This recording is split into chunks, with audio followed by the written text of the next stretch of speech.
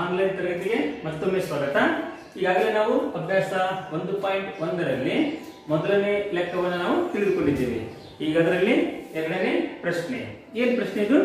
ಕೊಟ್ಟಿರತಕ್ಕಂತ ವಾಕ್ಯವು ಇದು ಸಮಾಂತರ ಶ್ರೇಣಿ ಆಗುತ್ತದೆ ಅಥವಾ ಇಲ್ಲ ಅಂತ ನಾವು ತಿಳಿದುಕೊಳ್ಬೇಕು, ಹೌದಲ್ಲ? ಹಾಗಾದ್ರೆ ಬನ್ನಿ, ಕೊಟ್ಟಿರ್ತಕ್ಕಂತ ಈ ವಾಕ್ಯ ಇದು ಸಮಾಂತರ ಶ್ರೇಣಿಗೆ ನಾವು ಪರಿವರ್ತನೆ ಮಾಡೋಣ.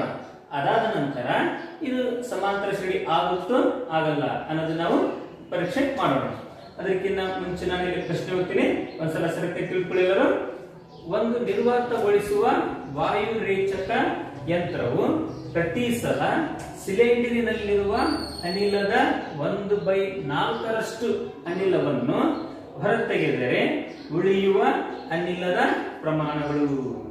ನೋಡಿ, ಇಲ್ಲಿ ಒಂದು ನಿರ್ವಾತಗೊಳಿಸುವ ವಾಯು ರೇಚಕ ಯಂತ್ರ ಇದೆ ಅಂತಂದ್ರೆ ಅದು ನಾವು ಇಂಗ್ಲಿಷ್ ನಲ್ಲಿ ವ್ಯಾಕ್ಯೂಮ್ ಕ್ಲೀನರ್ ಅಂತ ನಾವು ಕರಿತೀವಿ.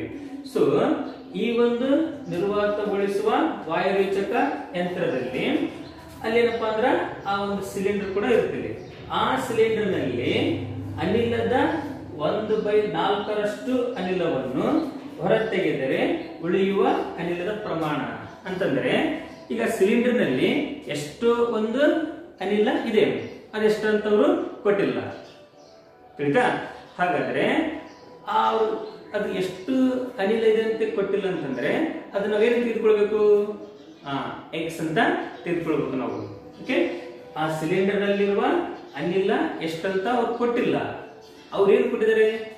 ಆ ಸಿಲಿಂಡರ್ ಇರ್ತಕ್ಕಂತ ಅನಿಲವು 1/4 ಹೊರ ಹೋಗ್ತಂತ ಅವರು.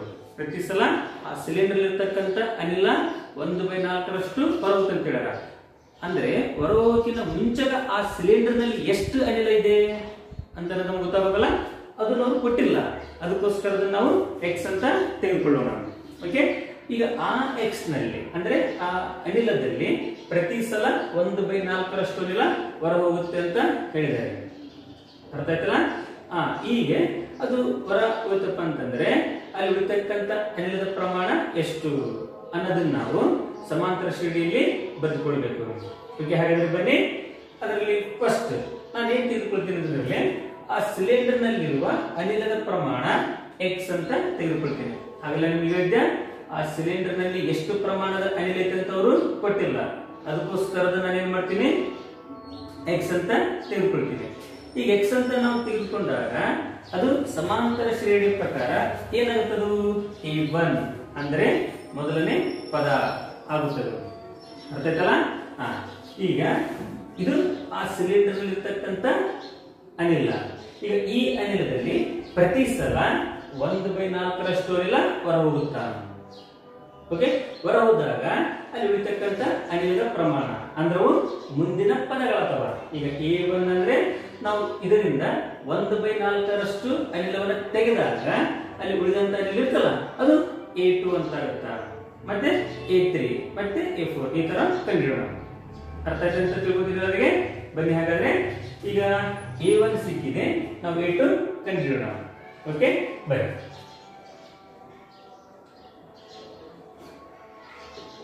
ಸಿಲಿಂಡರಿನಿಂದ 1/4 ಅನಿಲ ಹೊರ ತೆಗೆದಾಗ, ಓಕೆ, ನೋಡಿ ಇಲ್ಲಿ ಸಿಲಿಂಡರ್ ಅಲ್ಲಿ ಎಷ್ಟು ಅನಿಲ ಇದೆ? ಎಕ್ಸ್. ಓಕೆ, ಸಿಲಿಂಡರ್ ಅಲ್ಲಿ ಎಷ್ಟು ಅನಿಲ ಇದೆ? ಎಕ್ಸ್ ಎಷ್ಟು ಅನಿಲ ಇದೆ? ಈಗ ಇದರಲ್ಲಿ ಎಷ್ಟು ಅನಿಲ ಹೊರ ತೆಗಿಬೇಕು ನಾವು? 1/4. ಓಕೆ, ಅಂದ್ರೆ 1/4 ಭಾಗ ಇದರಲ್ಲಿ ಅನಿಲವನ್ನು ಹೊರ ತೆಗಿಬೇಕು. ತೆಗೆದಾಗ ಅಲ್ಲಿ ಇರ್ತಕ್ಕಂಥ ಅನಿಲ ಎಷ್ಟು ಅಂತ ನೋಡೋಣ ನಾವೀಗ. ಓಕೆ, ಅದು ನಾವು ನೋಡಿದಾಗ ಅದು ಯಾವ ತರ ಆಗುತ್ತಂದ್ರೆ ಅದು ಈಗ ಸಿಲಿಂಡರ್ ನಲ್ಲಿರುವ ಅನಿಲ ಎಷ್ಟಿರೋದು? ಎಕ್ಸ್ ಆಗಿದೆ. ಇದರಿಂದ ಎಷ್ಟು ಭಾಗ ಹೊರ ಹೋಗುತ್ತದೋ? 1/4 ಎಕ್ಸ್. ಓಕೆ, ಹೊರ ಹೋಗುತ್ತಾ ಅಂದ್ರೆ ಹೊರ ಹೋಗುದು ಅಂದ್ರೆ ಏನದು? ಮೈನಸ್. ಹೊರ ಹೋಗುವುದರ ಅದು ಚಿಹ್ನೆಯ ಸಾಂಕೇತಿಕ ರೂಪ ಏನಾಗುತ್ತದೆ? ಎಕ್ಸ್ ಅಂತ, ಮೈನಸ್ ಅಂತ ಆಗುತ್ತದೆ. ಅದಕ್ಕಾಗಿ ಮೈನಸ್ ಬರುತ್ತೆ. ಈಗ ಇದರಲ್ಲಿ ಎಷ್ಟು ಭಾಗ ಹೊರ ಹೋಗುತ್ತದೆ? 1/4. ನೋಡಿ, 1/4 ಎಕ್ಸ್ ಅಂತ ಬಿಡಿ. ಯಾಕಂದ್ರೆ ಇದರಲ್ಲಿ ತಾನೇ ಆ 1/4 ಹೊರ ಹೋಗೋದು. ಹಾಗಾಗಿ ಅದನ್ನ ಸಾಂಕೇತಿಕವಾಗಿ ಬರೆದುಕೊಂಡಾಗ ಅದು ಈ ತರ ಆಗುತ್ತೆ. ಇದನ್ನ ನಾವು ಸಂಕ್ಷೇಪ ಮಾಡಿದಾಗ ನಮ್ಗೆ ಇಲ್ಲೇ ಎರಡನೇ ಪದ ಸಿಗುತ್ತೆ. ಸಂಕ್ಷೇಪ ಮಾಡೋಣ. ಇದನ್ನ ಸಂಕ್ಷೇಪ ಯಾವ ತರ ಮಾಡಬೇಕು? ಇವುಗಳ ಲಸ ತೆಗೆದು ಮುಖಾಂತರ. ಯಾವ ತರ ಅಂದ್ರೆ ನೋಡಿ, ಇಲ್ಲಿ ನಾನು ನೇರವಾಗಿ ಗುಣಿಸ್ತೀನಿ. ಇದಕ್ಕೆ ನಾವು ಗುಣಾಕಾರ ಮಾಡ್ಬೇಕಲ್ಲ, ಇದಕ್ಕೆ ಗುಣಿಸ್ಬೇಕು, ಬಂದು ಉತ್ತರದಲ್ಲಿ ಕಲಿಬೇಕು ನಾವು. ಗುಣಿಸಿದಾಗ 4 ಗುಂಡ್ಲೆ x ಅಂದ್ರೆ 4x ಮೈನಸ್ ಏನಾಗುತ್ತಿದ್ದು 1x ಅಂತ ಆಗುತ್ತಲ್ಲ, ಅದು ಬೈ ಎಷ್ಟು ಬರುತ್ತೆ ನಮಗದು 4. ಸೊ ಇಲ್ಲ ಕಳೆಯಕ್ಕೆ ಬರುತ್ತಲ್ಲ ನಮಗೆ, ಯಾಕಂದ್ರೆ ಇವು ಸಜಾತಿ ಪದಗಳಾಗಿರೋದ್ರಿಂದ ನಾವು ಕಳಿಬಹುದಿಲ್ಲ. ಕಳೀರಿ. 4x ನಲ್ಲಿ 1x ಹೋದ್ರೆ 3x/4 ನೋಡಿ. ಅಂದ್ರೆ ಇಷ್ಟು ಪ್ರಮಾಣದ ಅನಿಲದಲ್ಲಿ 1/4ರಷ್ಟು ಅನಿಲವನ್ನು ನಾವು ಹೊರಗೆ ತೆಗೆದಾಗ ಅಲ್ಲಿ ಆ ಸಿಲಿಂಡರ್ ನಲ್ಲಿ ಈಗ ಉಳಿತಕ್ಕಂತ ಅನಿಲದ ಪ್ರಮಾಣ ಎಷ್ಟು? 3x/4. ಓಕೆ, ಹಂಗಾದ್ರೆ ಇದು ನಮ್ಮ ಸಮಾಂತರ ಶ್ರೇಣಿಯ ಪ್ರಕಾರ ಏನಾಗುತ್ತದೆ? A2 ಅಂತ ಆಗುತ್ತದೆ. ಓಕೆ, ನಮ್ಗೆ A2 ಸಿಕ್ತಲ್ಲ. ಅದೇ ತರ ನೆಕ್ಸ್ಟ್ ಏನ್ ಕೇಳಬೇಕು ನಾವೀಗ? A3 ಕಂಡಿಡೋಣ. ಅದೇನಪ್ಪ ಅಂತಂದ್ರೆ ಇಲ್ಲಿ ತೆಗೆದುಕೊಳ್ತೀನಿ ಈಗ.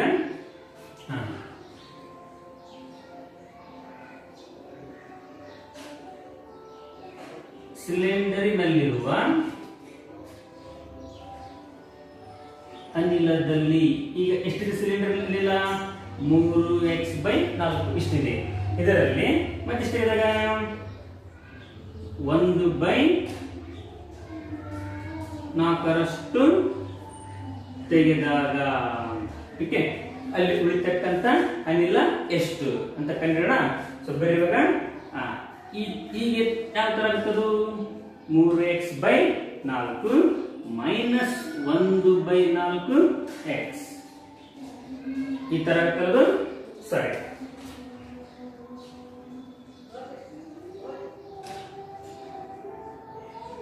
ಈ ತರ ಆಗ್ತಲ್ಲ. ಯಾಕೆ ಈ ತರ ಆಗ್ತದೆ? ಯಾಕಂದ್ರೆ ಆ ಸಿಲಿಂಡರ್ ನಲ್ಲಿ ಇರ್ತಕ್ಕಂತ ಈಗ ಪ್ರಸ್ತುತ ಅನಿಲದ ಪ್ರಮಾಣ ಎಷ್ಟು? 3x/4. ಈಗ ಇದರಿಂದ ಎಷ್ಟು ಭಾಗ ನಾವು ತೆಗೆದುಕೊಳ್ಬೇಕು? ಈಗ 1/4ರಷ್ಟು ತೆಗೆದಾಕ್ತೀವಿ. ಅಂದ್ರೆ ಯಾವ್ದರಿಂದ? ಈಗ ಇದೆ ಬರಲಿ 3x/4ರಲ್ಲಿ ಇದರಿಂದ ನಾವು 1/4ನ ತೆಗೆದಾಕ್ತೀವಿ. ಸೊ ಹಂಗಾಗಿ ಇದು ನಾವು ಈ ವಾಕ್ಯವನ್ನ ಸಾಂಕೇತಿಕವಾಗಿ ಬರೆದುಕೊಂಡಾಗ ಈ ತರ ಆಗುತ್ತದೆ. ಅರ್ಥ ಆಯ್ತು ಅಂತ ಅನ್ಕೋತಿದ್ರೆ ಅವರಿಗೆ. ಈಗ ಇದನ್ನ ನಾವು ಸಂಕ್ಷೇಪ ಮಾಡಿದಾಗ ನಮಗೆ ಏನು ಸಿಗುತ್ತೆ? 3ನೇ ಪದ ಸಿಗುತ್ತೆ. 3ನೇ ಪದ ಕಂಡುಹಿಡಿಯುವಾಗ ಅದಕ್ಕಿಂತ ಮೊದಲು ನಾವು ಇದನ್ನ ಸರಿಯಾಗಿ ಬರೆದುಕೊಳ್ಳೋಣ. 1 ಗುಂಡ್ಲೆ 3x ಅಂದ್ರೆ 3x/4 16. ಈಗ 4 ಮತ್ತು 16ರ ಲಸ ತೆಗೆದಾಗ ಏನಾಗುತ್ತದು? 16 ಅಂತ ಆಗುತ್ತೆ. ನಿಮ್ಗೆಲ್ಲರಿಗೂ ಗೊತ್ತು. ಇವುಗಳ ಲಸ ತೆಗಿರಿ.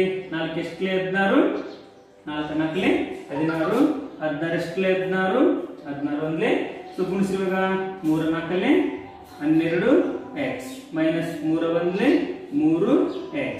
ಸೊ 12ರಲ್ಲಿ 3ಅನ್ನ ಕಳೆದಾಗ 9x/16. ಸೊ ಇದು ನಮ್ಮ 3ನೇ ಪದ. ಹಾಗಾದ್ರೆ ಈ ಒಂದು ವಾಕ್ಯವನ್ನು ನಾವು ಪದಗಳಿಗೆ, ಸಮಾಂತರ ಶ್ರೇಣಿ ಪದಗಳಿಗೆ ಪರಿವರ್ತನೆ ಮಾಡಿದಾಗ ಅದೇನಾಗುತ್ತದೆ? A1 A2 A3 ಈ ತರ ಆಗುತ್ತೆ. ಈಗ ಇದು ಸಮಾಂತರ ಶ್ರೇಣಿ ಆಗುತ್ತಾ ಆಗಲ್ಲ ಅನ್ನೋದನ್ನ ನಾವು ಪರೀಕ್ಷಿಸಬೇಕು. ಪರೀಕ್ಷೆ ಮಾಡೋಣ. ಎಲ್ಲವೂ ನಾವು ತೆಗೆದುಕೊಳ್ತೀವಿ. ಈಗ x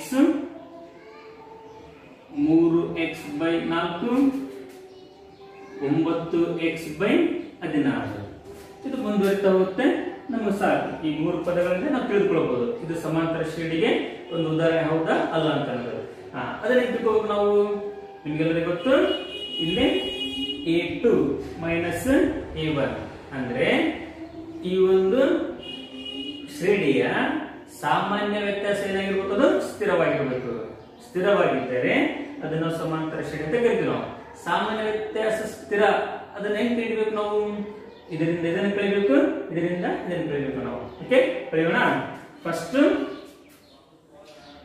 A2 ದಲ್ಲಿ A1 ಅನ್ನ ಕಳಿಯೋಣ. 3x/4 ಮೈನಸ್ x ಇದನ್ನ ಕಲಿಬೇಕು ನಾವು ಲೋಸ ಮುಖಾಂತರ. ಅದನ್ನ ನೇರವಾಗಿ ಮಾಡ್ತೀನಿ. ಈಗ ಇದಕ್ಕೆ ಫಸ್ಟ್ ಏನ್ ಮಾಡಬೇಕು, ನಾವಿಲ್ಲಿ ಇದಕ್ಕೆ ಗುಣಿಸಬೇಕು, ಆಮೇಲೆ ಬಂದ ಉತ್ತರಕ್ಕೆ ನಾವು ಕಲಿಬೇಕು. ಸೊ ಹಾಗಾದ್ರೆ ಈ 3x ನಾನು ಹಂಗೆ ಬರ್ಕೊಳ್ತೀನಿ, ಮೈನಸ್ ಹಂಗೆ ಇರಲಿ. ಇದಕ್ಕೆ ನಾವು ಗುಣಿಸ್ಬೇಕಲ್ಲ, ಗುಣಿಸ್ರಿ 4 ಗುಂಡ್ಲೆ x ಅಂದ್ರ 4x ಬೈ 4 ಅದೇ ತರ ಇರಲಿ. ಕಳಿರಿ. ಈಗ 4x ಅಲ್ಲಿ ನಾವು 3x ಅನ್ನು ಕಳೆದಾಗ ಮೈನಸ್ ಎಕ್ಸ್ ಬೈ 4 ನೋಡ್ರಿ. ಅಂದ್ರೆ a2 ದಲ್ಲಿ a1 ಕಳೆದಾಗ ಬಂದಂತ ಉತ್ತರ ಮೈನಸ್ ಎಕ್ಸ್ ಬೈ 4 ಆಗಿದೆ. ಅದೇ ತರ ಇದರಲ್ಲಿ ಇದನ್ನ ಕಳೆದಾಗ ನಮ್ಗೆ ಬರ್ತಕ್ಕಂಥ ಉತ್ತರ ಅದು ಇದೇ ಆಗಿರುತ್ತಾ ಅಥವಾ ಬೇರೆ ಆಗಿರುತ್ತಾ ನಾವು ಪರೀಕ್ಷೆ ಮಾಡೋಣ. 9x by 16 minus 3x by 4 ಅಂದ್ರೆ a3 ಮೈನಸ್ a2 ಮಾಡ್ಬೇಕಲ್ಲ, ಅದನ್ನೇ ಬರೆದುಕೊಂಡಿದ್ದೀನಿ ನಾನು. ಈಗ ಇಲ್ಲಿ ಕಳಿಬೇಕಂದ್ರೆ ಮೊದಲು ಈ ಎರಡು ಪದಗಳ ಲಸವನ್ನು ನಾವು ತೆಗೆದುಕೊಳ್ಬೇಕು. ಈ ಎರಡು ಪದಗಳ ಲಸ ಎಷ್ಟಾಗುತ್ತದು 16. ಈಗ ಇವುಗಳಿಗೆ ನಾವು ಪರೀಕ್ಷೆ ಮಾಡ್ಕಲ್ಲ. 16 ಎಷ್ಟಲೆ 16, 16 ಒಂದ್ಲೆ 16, 4 ಎಷ್ಟಲೆ 16, 4 4 16. So ಗುಣಿಸ್ರಿ 9 ಒಂದ್ಲೆ 9x minus 3 4 12x. ಈ ಕಡೆಗೆ 12x ಅಲ್ಲಿ 9x ಅನ್ನು ಕಳೆದಾಗ ನಮ್ಗೆ ಉಳಿತಕ್ಕಂಥದ್ದು ಇಲ್ಲಿ ಮೈನಸ್ 3x ಬೈ 16. ನೋಡಿ, ಈ ಪದಕ್ಕೆ ನಾವು ಹೋಲಿಕೆ ಮಾಡಿದಾಗ ಆ ಎರಡು ಪದಗಳು ಏನಾಗಿವೆ, ಬೇರೆ ಬೇರೆ ಆಗಿವೆ. ಅಂದರೆ ಸಾಮಾನ್ಯ ವ್ಯತ್ಯಾಸ ಇಲ್ಲಿ ಬೇರೆ ಬೇರೆ ಆಗಿದೆ. ಆದ್ದರಿಂದ ಈ ಒಂದು ವಾಕ್ಯವು ಸಮಾಂತರ ಶ್ರೇಣಿಗೆ ಒಂದು ಉದಾಹರಣೆ ಅಲ್ಲ. ವಿದ್ಯಾರ್ಥಿಗಳೇ, ಈಗ ನಾವು 4ನೇ ಪ್ರಶ್ನೆಗೆ ಬರೋಣ. ಅಂದ್ರೆ ನಾನು ಇಲ್ಲಿ 2ನೇ ಪ್ರಶ್ನೆ ತಿಳಿಸಿದ್ದೇನೆ, 3ನೇ ಪ್ರಶ್ನೆ ನೀವು ಒಂದು ಅಭ್ಯಾಸ ಕೈಬಿಟ್ಟಿದ್ದೇನೆ, ಅದನ್ನು ನೀವೇ ಸ್ವತಃ ಅದನ್ನ ಪ್ರಯತ್ನಿಸಬೇಕು. ಈಗ 4ನೇ ಪ್ರಶ್ನೆ ಅಂತ ಬಂದಾಗ ಅದು ನಾನು ಗೊತ್ತಿರಲಿಲ್ಲ.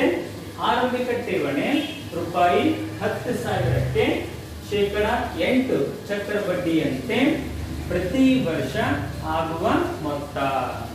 ಈಗ ಕೊಟ್ಟಿರ್ತಕ್ಕಂಥ ವಾಕ್ಯ ಈ ರೀತಿಯಾಗಿದೆ. ಈಗ ಇದನ್ನ ನಾವು ಈ ಮೂಲಕ ಪದಗಳಲ್ಲಿ ಪರಿವರ್ತನೆ ಮಾಡಿಕೊಂಡು ತದನಂತರ ಆ ಪದಗಳು ಸಮಾಂತರ ಶ್ರೇಣಿಗೆ ಅದು ಒಂದು ಉದಾಹರಣೆ ಆಗುತ್ತದೆ ಅಥವಾ ಇಲ್ಲ ಅನ್ನೋದನ್ನ ನಾವು ತಿಳ್ಕೊಳ್ಬೇಕು. ಈಗ ನಾವು ಈ ಪ್ರಶ್ನೆಯನ್ನು ಬಿಡಿಸ್ಬೇಕಾತಪ್ಪ ಅಂತಂದ್ರೆ ಈ ಪ್ರಶ್ನೆ ಚಕ್ರ ಬಡ್ಡಿಯ ಮೇಲೆ ಇರುವುದರಿಂದ ಇಲ್ಲಿ ಚಕ್ರ ಬಡ್ಡಿಯ ಸೂತ್ರವನ್ನು ನಾವು ತೆಗೆದುಕೊಳ್ಬೇಕು. ಈ ಸೂತ್ರವನ್ನು ನೀವು ಈಗಾಗಲೇ 9ನೇ ತರಗತಿಯಲ್ಲಿ ಕಲಿತಿದ್ದೀರಿ. ಆದ್ರೂ ಕೂಡ ಅದನ್ನು ನಾವು ಇನ್ನೊಂದು ಸರ್ತಿ ಇಲ್ಲಿ ಪುನರ್ ಮನನ ಮಾಡಿಕೊಳ್ಳೋಣ. ಆ ಸೂತ್ರ a p bracket 1 plus r by 100 ಘಾತಾಂಕ n. ಇಲ್ಲಿ ಚಕ್ರಬಡ್ಡಿ, ಈ ಚಕ್ರಬಡ್ಡಿಯ ಸೂತ್ರದಲ್ಲಿ ನಿಮ್ಗೆ ಗೊತ್ತು, a ಅಂದ್ರೆ ಅದು ಮೊತ್ತ, p ಅಂದ್ರೆ ಅಸಲು, r ಅಂದ್ರೆ ಬಡ್ಡಿ ದರ, n ಅಂದ್ರೆ ಪ್ರತಿ ವರ್ಷ ಅಂದ್ರೆ ಕಾಲ ಅಂತ ಕರಿತೀವಿ ನಾವು. ಓಕೆ, ಅಂದ್ರೆ 1 ವರ್ಷಕ್ಕೆ ಆಗುವ ಮೊತ್ತ ಎಷ್ಟು, 2 ವರ್ಷಕ್ಕೆ ಆಗುವ ಮೊತ್ತ ಎಷ್ಟು, 3 ವರ್ಷಕ್ಕೆ ಆಗುವ ಮೊತ್ತ ಎಷ್ಟು, ಈ ತರ ನಾವು ಕಂಡುಹಿಡಿಯಬೇಕಾದಾಗ ಅಲ್ಲಿ n ಅನ್ನ ನಾವು ವರ್ಷಗಳ ಸಂಖ್ಯೆ ಅಂತ ತೆಗೆದುಕೊಳ್ತೀವಿ ಅಲ್ಲಿ. ಓಕೆ, ಈ ಸೂತ್ರ ನಿಮಗೆ ಅರ್ಥ ಆಯ್ತು ಅಂತ ನಾನು ತಿಳಿದುಕೊಳ್ತೇನೆ. ಈಗ ಬನ್ನಿ ಈ ಸೂತ್ರದ ಸಹಾಯದಿಂದ ಇಲ್ಲಿ ಪದಗಳನ್ನು ನಾವು ಕಂಡುಹಿಡಿಯೋಣ. ಏನು ಕೇಳಿದರೆ ಆರಂಭಿಕ ಠೇವಣಿ ರೂಪಾಯಿ 10,000 ಅಂತ ಹೇಳಿದರೆ, ಅಂದ್ರೆ 10,000 ಏನ್ ಮಾಡಿದ್ದಾರೆ ಅವರು, ಆರಂಭಿಕ ಠೇವಣಿಯಾಗಿ ಅದನ್ನ ಅವರು ಬ್ಯಾಂಕಿನಲ್ಲಿ ಜಮಾ ಮಾಡಿದ್ದಾರೆ. ಹಂಗಾದ್ರೆ ನಮ್ಮ ಸೂತ್ರ ಪ್ರಕಾರ ಅದೇನಾಗುತ್ತೆ, ಅಸಲು ಅಂತ ಆಗುತ್ತೆ. ಓಕೆ, ನಂತರ ಶೇಕಡ 8 ಚಕ್ರ ಬಡ್ಡಿಯಂತೆ ಅಂದ್ರೆ 1 ವರ್ಷಕ್ಕೆ ಅಲ್ಲಿ ಬಡ್ಡಿ ದರ ಎಷ್ಟು, ಶೇಕಡ 8. ಇದು ಸೂತ್ರದ ಪ್ರಕಾರ ಅಂತ ಬಂದಾಗ ಎಷ್ಟಾಗುತ್ತದು ಅಂತ ಆಗುತ್ತೆ.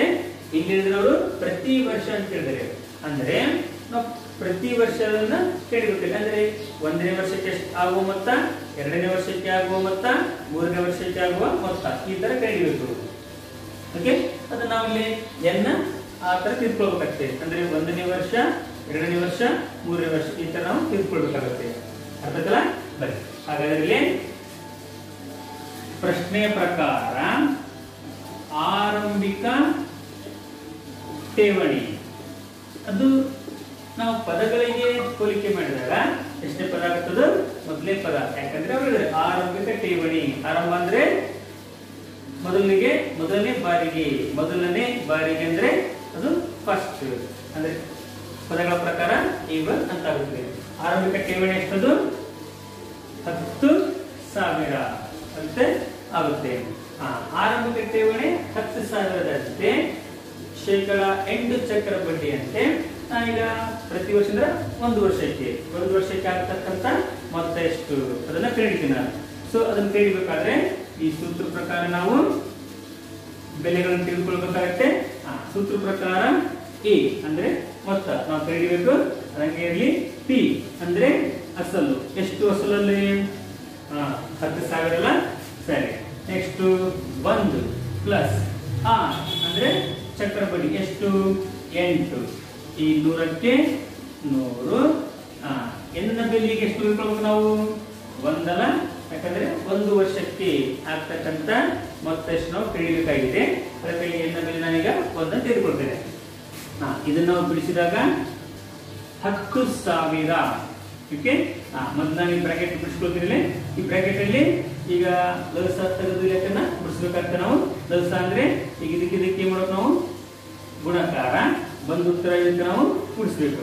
ಸೊ ಗುಣಿಸಿ 100 100 ಪ್ಲಸ್ 8 ಅಂದ್ರೆ 108 ಭಾಗಲೆ 100. ಇಲ್ಲಿ ಘಾತಾಂಕ 1 ಅಂದ್ರೆ ಈ ಉತ್ತರವನ್ನು ನಾವು 1 ಸರ್ತಿ ಅದನ್ನ ಗುಣಿಸಬೇಕು. ಅಂದ್ರೆ ಇದು ಅಷ್ಟೇ ಬರುತ್ತೆ. ಹಾಗಾಗಿ ನಾನು ಇದನ್ನ 108/100 ಅಂತ ಅಷ್ಟೇ ನಾನು. ಈಗ ಇದನ್ನ ಮತ್ತೆ ಸಂಕ್ಷಿಪ್ಸೋಣ. ಈಗ ಇಲ್ಲೆರಡು 0 ಕ್ಯಾನ್ಸಲ್ ಆದಾಗ ಇಲ್ಲಿ 100 ಉಳಿತು, ಇಲ್ಲಿ 108 ಉಳಿತು. ಈಗ ಎರಡನ್ನ ಏನ್ ಮಾಡ್ಬೇಕು ನಾವು? ಗುಣಿಸಬೇಕು. ಯಾಕಂದ್ರೆ ಮಧ್ಯದಲ್ಲಿ ಬ್ರಾಕೆಟ್ ಇರೋದ್ರಿಂದ ಇವುಗಳನ್ನ ಗುಣಿಸಬೇಕಾಗುತ್ತೆ. ಗುಣಿಸಿದಾಗ 100 ಮತ್ತು 108 ಗುಣಿಸಿದಾಗ ಬರತಕ್ಕಂತ ಉತ್ತರ ಎಷ್ಟದು? 10,800. ಓಕೆ. ಹಾಗಾದ್ರೆ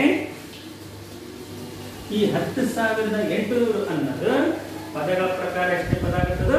ಎರಡನೇ ಪದ. ಅದೇ ತರ ನಾವು ಮೂರನೇ ಪದ ಕಂಡಿರೋಣ. ಸೊ ಮೂರನೇ ಪದ ಕಂಡಿಬೇಕಂತಂದ್ರೆ ಇದೇ ಸೂತ್ರ ಪ್ರಕಾರನೇ ಕಂಡಿಬೇಕು ನಾವು. ಯಾವ ತರ ಅಂತಂದ್ರೆ ಪಿ ಅಂದ್ರೆ ಏನದು? ಅಸಲು. ಎಷ್ಟಿದೆ ಅಸಲು? 10,000 ಬ್ರಾಕೆಟ್ 1 ಪ್ಲಸ್ ಆರ್ ಅಂದ್ರೆ ಚಕ್ರ ಬಡ್ಡಿ. ಎಷ್ಟು ಚಕ್ರ ಬಡ್ಡಿ? 8 ಬಾಗಿಲೆ 100. ಎನ್ನ ಬೆಲೆ ಎಷ್ಟಂತ ಇವಾಗ?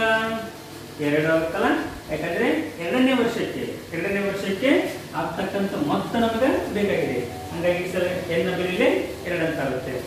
ಇದನ್ನ ಸಂಕ್ಷಿಪ್ಸೋಣ. ಈಗ ಎ ಇಸ್ ಈಕ್ವಲ್ ಟು ಈ 10,000 ಆಸ್ ಇಟ್ ಈಸ್ ಇರಲಿ. ಇದನ್ನ ನಾವು ಸಂಕ್ಷೇಪಿಸಿದಾಗ ಇಲ್ಲಿ ಬಂದಂತ ಉತ್ತರನೇ ಆಗಿರುತ್ತೆ. ಎಷ್ಟು? 108/100. ಘಾತಾಂಕ ಎಷ್ಟಿಲ್ಲಿ? 2. ಅಂತಂದ್ರೆ ಈ ಪದವನ್ನು ನಾವು 2 ಬಾರಿ ಇಲ್ಲಿ ಗುಣಿಸಬೇಕಾಗುತ್ತೆ. ಅದನ್ನ ಬರ್ಕೊಳ್ತೀವಿ ಮೊದಲಿಗ. 10,000 ಇಂಟು 108/100 ಇಂಟು 108/100 ಅಂದ್ರೆ ಈ 108/100 ನಾವು 2 ಸಲ ಗುಣಿಸಬೇಕಾಗುತ್ತೆ. ಅದನ್ನ ಈಗ ಈ ತರ ಬರೆದುಕೊಂಡಿದ್ದೀನಿ. ಇವಾಗ ಇಲ್ಲಿ ಈ 2 0 ಕ್ಯಾನ್ಸಲ್ ಮಾಡಲಾಗಿ ಈ 2 0 ಕ್ಯಾನ್ಸಲ್ ಮಾಡಿದಾಗ ಇಲ್ಲಿ ಒಟ್ಟು ಉಳಿತಕ್ಕಂತ ಬೆಲೆಗಳಷ್ಟಂದ್ರೆ 108 ಗುಣಿಸು 108. ಓಕೆ. ಇದನ್ನ ಗುಣಿಸ್ಬೇಕು ನಾವು. ಇದನ್ನ ಗುಣಿಸಿದಾಗ ಬರತಕ್ಕಂತ ಉತ್ತರ 11,664 ಆಗುತ್ತೆ. ಹಂಗಾದ್ರೆ ಶ್ರೇಣಿಯ ಪ್ರಕಾರ ಇದು ಎಷ್ಟನೇ ಪದ ಆಗುತ್ತಾ? 3ನೇ ಪದ. ಓಕೆ. ಈಗ ಇಲ್ಲಿ ಮೊದಲನೇ ಪದ ನಮಗೆ ಗೊತ್ತಾಯ್ತು 10,000. ಎರಡನೇ ಪದ ಗೊತ್ತಾಯ್ತು 10,800. ಮೂರನೇ ಪದ ಗೊತ್ತಾಯ್ತು 11,664. ಈಗ ಈ 3 ಪದಗಳನ್ನ ತೆಗೆದುಕೊಂಡು ಇಲ್ಲಿ ಸಮಾಂತರ ಶ್ರೇಣಿಗೆ ಈ ಕೊಟ್ಟಂತ ಪ್ರಶ್ನೆ ಉದಾಹರಣೆ ಆಗುತ್ತಾ ಅಥವಾ ಇಲ್ಲದನ್ನ ತಿಳಿದುಕೊಳ್ಳೋಣ. ಸೊ ಮೊದಲನೇ ಪದ ಏನಿದೆ? 10,000. ಎರಡನೇ ಪದ 10,800. ಮೂರನೇ ಪದ 11,664. ಈಗ ಇಲ್ಲಿ A2 ಮೈನಸ್ A1 ಮಾಡಿದಾಗ ಬರುವ ಉತ್ತರ A3 ಮೈನಸ್ A2 ಮಾಡಿದಾಗ ಬರುವ ಉತ್ತರಕ್ಕೆ ಸಮನಾಗಿರಬೇಕು, ಅಂದ್ರೆ ಒಂದೇ ಆಗಿರಬೇಕು. ಹಾಗಾದಾಗ ಮಾತ್ರ ಇದು ಸಮಾಂತರ ಶ್ರೇಣಿಗೆ ಉದಾಹರಣೆ. ಇಲ್ಲಿ ಈ ಒಂದು ಶ್ರೇಣಿಯ ಪದಗಳು ಯಾವ್ದಿಲ್ಲ 10,000, 10,800, 11,664. ಈಗ ಇವುಗಳ ವ್ಯತ್ಯಾಸ ನಾವು ಕಂಡುಹಿಡಿಯೋಣ. ಆಗ ನಮಗೆ ತಿಳಿಯುತ್ತೆ ಈ ಕೊಟ್ಟಿರ್ತಕ್ಕಂಥ ಇದು ವಾಕ್ಯ ಅದು ಸಮಾಂತರ ಶ್ರೇಣಿ ಆಗುತ್ತಾ ಆಗಲ್ಲ ಅನ್ನೋದು.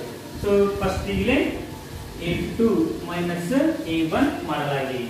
ಅಂದ್ರೆ A2 ಇಲ್ಲಿ 10,800 ಮೈನಸ್ 10,000 ಮಾಡಿದಾಗ ಬರುವ ಉತ್ತರ 800.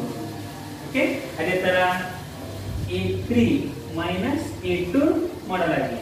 A3 ಯ ಬೆಲೆ 11,664 ಮೈನಸ್ 4. A2 ನ ಬೆಲೆ 10,800. ಈಗ ನಾವು ಇವುಗಳನ್ನು ಕಳೆದಾಗ ಬರ್ತಕ್ಕಂಥ ಉತ್ತರ 864. ನೋಡಿ ಇಲ್ಲಿ ವ್ಯತ್ಯಾಸ 800 ಆಯ್ತು, ಇಲ್ಲಿ ವ್ಯತ್ಯಾಸ 864 ಆಯ್ತು. ಅಂದ್ರೆ ಈ ಎರಡು ಪದಗಳ ಸ್ಥಿರಾಂಕ ಆಗಿಲ್ಲ, ಅಂದ್ರೆ ಅವು ಒಂದೇ ಆಗಿಲ್ಲ. ಹಾಗಾಗಿ ಕೊಟ್ಟಿರ್ತಕ್ಕಂಥ ವಾಕ್ಯ ಸಮಾಂತರ ಶ್ರೇಣಿಗೆ ಉದಾಹರಣೆ ಅಲ್ಲ.